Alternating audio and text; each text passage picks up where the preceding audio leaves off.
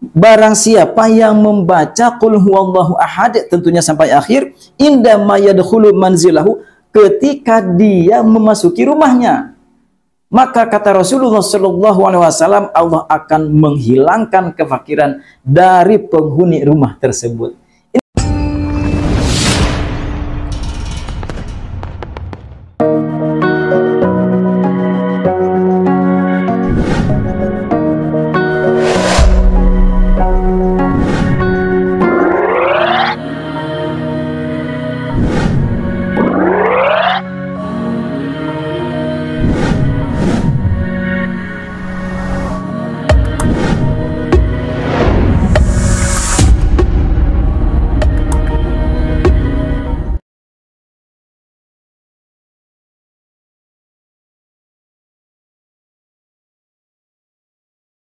Assalamualaikum warahmatullahi wabarakatuh.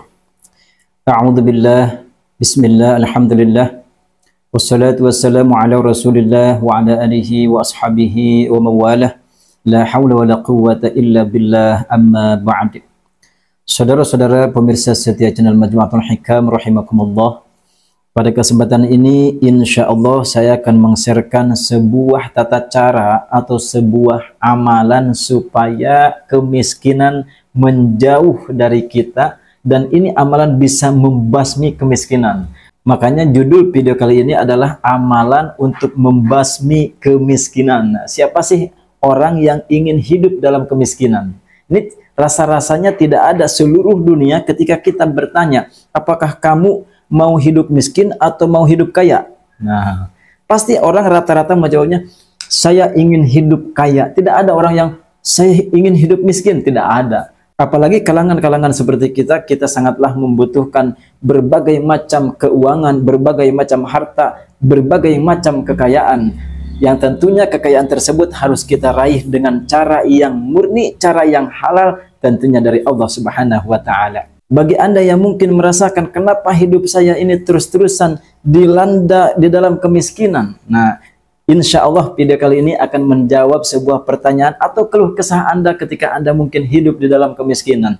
Karena jangankan kita yang hidup jauh dari zamannya Rasulullah Shallallahu Alaihi Wasallam, ternyata para sahabat saja yang hidup ketika Rasulullah Shallallahu Alaihi Wasallam masih ada, mereka hidup bersama Rasulullah Shallallahu Alaihi Wasallam, ketika dilanda kemiskinan mereka pun tidak kuat. Masya Allah, apalagi kita sudah mungkin jauh dengan kehidupan Rasulullah Shallallahu Alaihi Wasallam, juga kita mungkin dilanda kemiskinan, maka ini akan membuat hidup kita akan terasa lebih sulit. Apalagi sudah miskin, banyak hutang. Waduh, ini adalah mungkin bertubi-tubi ya. Sudah miskin, banyak hutang. Masih ada rada mendingnya ketika miskin, tidak banyak hutang. Ini ketika orang sudah mungkin hidup miskin, hutang banyak. Nah, ini bagaimana cara mengatasinya? Maka alhamdulillah, video ini akan menjadi sebuah jawaban untuk Anda. Namun sebelum saya lanjutkan, bagi Anda yang mungkin baru bergabung, silahkan diklik dulu tombol subscribe, like, komen, share sebanyak-banyaknya kepada saudara dan rekan-rekan kita semua. Baik, saya lanjutkan.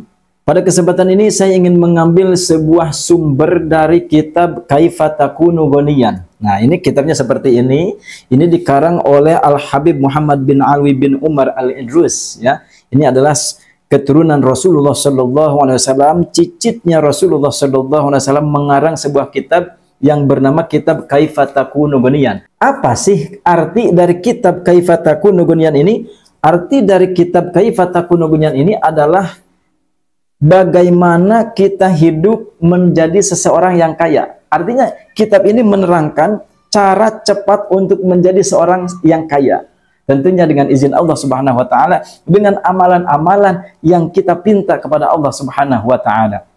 Mungkin banyak saja cara-cara yang mungkin kita bisa mendapatkan kekayaan, akan tetapi tidak semua halal. Seperti halnya kita bisa mungkin menjadi kaya dengan hasil korupsi, akan tetapi ingat, ketika kita kaya dengan hasil korupsi, maka mungkin di dunia kita adalah seorang yang kaya, akan tetapi di akhirat nanti kita menjadi orang yang sangat miskin. Na'udzubillah tsumma na'udzubillah min dzalik.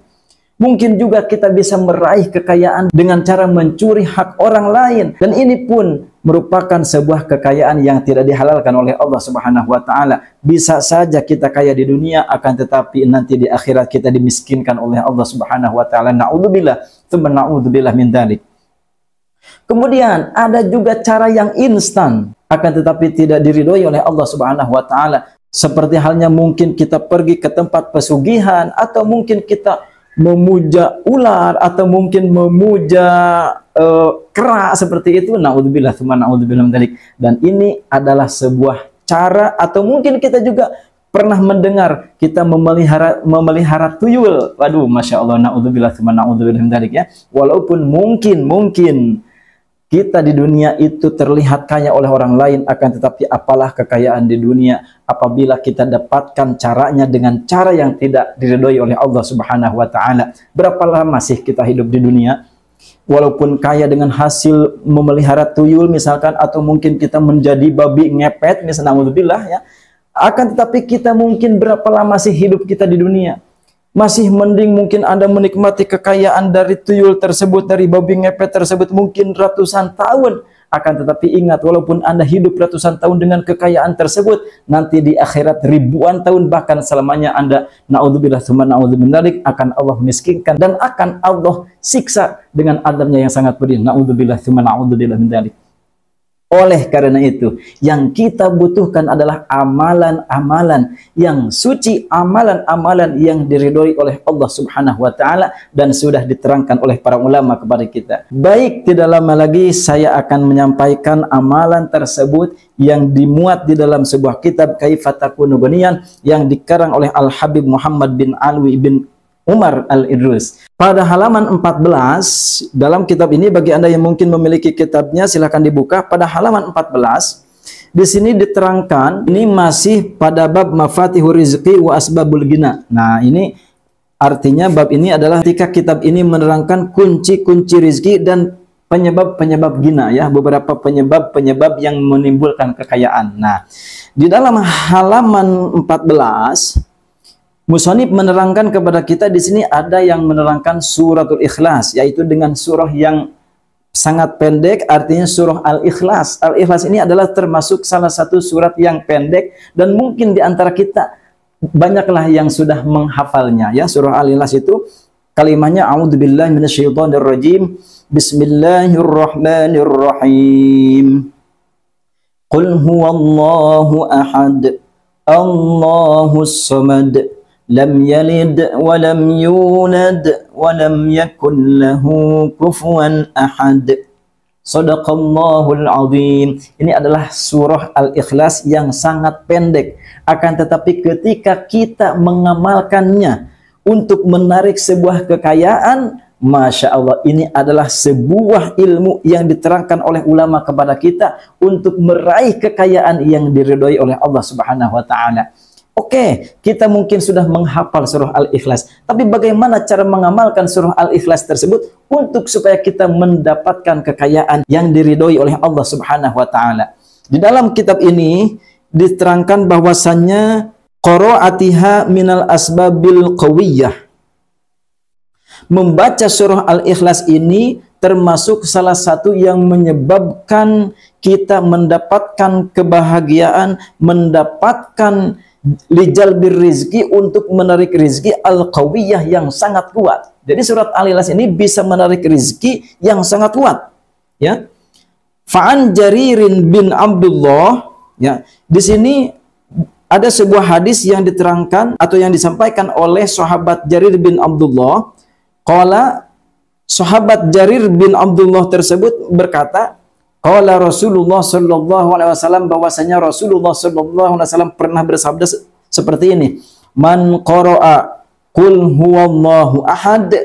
Nah, barang siapa, ini kata Rasulullah ya, kata Rasulullah sallallahu alaihi wasallam, barang siapa yang membaca qul huwallahu ahad, tentunya ini sampai selesai ya, sampai lam yalid wa lam yulad wa lam yakul lahu kufuwan ahad. Sampai situ, indama yadkhulu manzilahu nafatil faqra an ahli dzalikal manzil. Kata Rasulullah sallallahu alaihi wasallam, barang siapa yang membaca surah Al-Ikhlas dari ayat pertama sampai ayat akhir, indama yadkhulu manzilahu, ketika memasuki rumah, Maka kata Rasulullah sallallahu alaihi wasallam, nafatil faqra an ahli dzalikal manzil. Maka Allah Subhanahu wa taala akan menghilangkan kefakiran dari penghuni rumah tersebut. Masya Allah. Ini adalah kata-kata atau hadis yang disampaikan oleh Rasulullah SAW. Maka dari situ kita bisa meyakini mustahil Rasulullah SAW berbohong kepada kita. Sedangkan ketika kita seorang muslim, ketika kita seorang orang yang mengimani Rasulullah SAW, maka di sini harus kita yakini bahwa ini adalah perkataan Rasul yang pasti benarnya. Ya, karena tidak ada sesuatu yang disampaikan oleh Rasulullah SAW kecuali itu adalah wahyu dari Allah Subhanahu wa taala. Apalagi kalau sudah Allah yang menyampaikan wahyu tersebut kepada Rasulullah SAW, itu sudah pasti ini adalah suatu kebenaran untuk kita. Wah.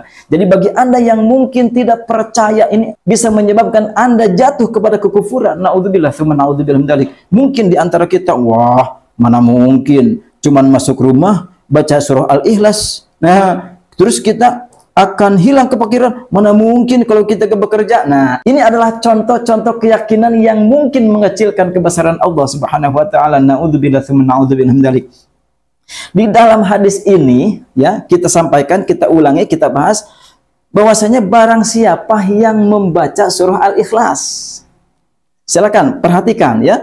Barang siapa yang membaca qul huwallahu ahad, tentunya sampai akhir, indama yadkhulu manzilahu, ketika dia memasuki rumahnya, maka kata Rasulullah SAW, Allah akan menghilangkan kefakiran dari penghuni rumah tersebut. Ini di sini Rasulullah SAW tidak menyampaikan akan tetapi kalian harus tetap bekerja, tidak seperti itu, ya. Rasul tidak menyampaikan seperti itu, tidak. Di sini cukup barang siapa yang membaca surah Al-Ikhlas sampai akhir.